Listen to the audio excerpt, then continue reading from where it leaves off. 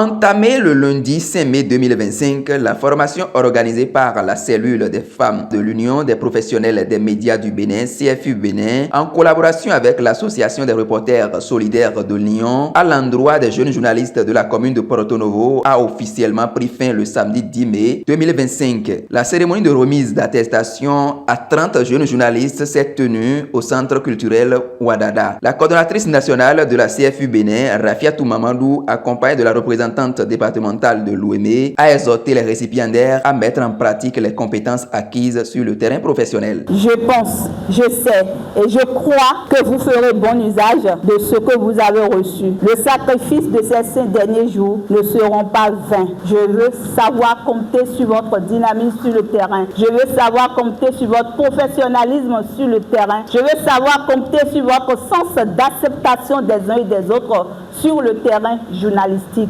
J'encourage chacun d'entre nous à mettre en pratique ce que nous avons appris et à défendre les valeurs d'intégrité, d'objectivité et d'éthique qui sont au cœur de notre métier. Plusieurs conseils pratiques ont été prodigués aux lauréats par les différents intervenants. Et ce que j'espère, c'est que ce que vous avez un peu appris cette semaine, vous pourrez le mettre en pratique dans vos rédactions et diffuser les informations que vous avez recueillies pour en faire profiter les autres. Et j'espère qu'on pourra revenir pour la deuxième formation en 2026. C'est pour vous dire de bien pratiquer ce que nos partenaires, nos formateurs vous ont donné. Nous n'allons pas rester à un premier événement et nous n'allons pas rester du premier pour dire qu'on en a fini. Nous attendons encore plusieurs années de Lyon pour pouvoir venir aider encore nos enfants, nos sœurs. D'autres personnalités présentes ont également apporté leur contribution à cette initiative de renforcement de capacités. Dans les différents discours,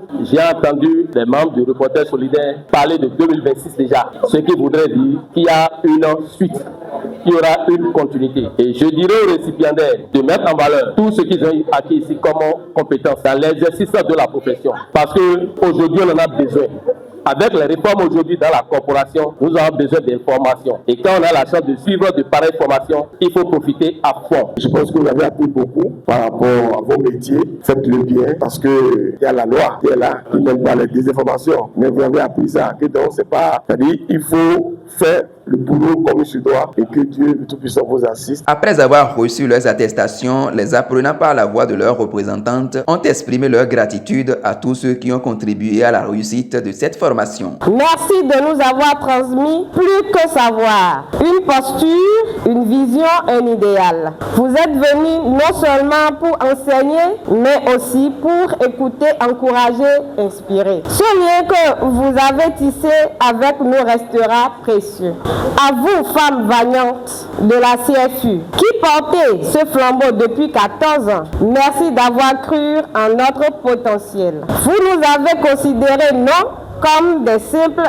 apprenants, mais comme des bâtisseurs d'un avenir médiatique plus éthique et plus libre. Vous êtes pour nous des repères indispensables dans ce monde en mutation. Oscar Sedounou Medouadokon, directeur général de Bénin Passion TV, ayant pris part à la formation, a lancé un appel aux différentes fêtières en charge du secteur médiatique, les invitant à renforcer de telles initiatives. Je pense que c'est une initiative à saluer, à encourager. Je pense que c'est une occasion pour moi d'appeler l'UPMB, le CNPA et puis l'ODEM à s'impliquer davantage dans la formation de la jeune génération afin que nous ayons dans notre pays, le Bénin, une relève de qualité. Je salue également la RAC qui est dirigée par le président Edouard Loko qui fait un travail incommensurable. Je pense que lui-même, il est à l'écoute et il voit ce que la CFU fait pour les accompagner efficacement dans l'atteinte de leurs objectifs. Cette journée coïncidait avec la célébration du 14e anniversaire de la CFU. Une ambiance festive a marqué l'événement, ponctué par une coupure de gâteau, un partage de mets et d'autres moments de convivialité. Le rendez-vous est désormais pris pour la deuxième session de formation en 2026.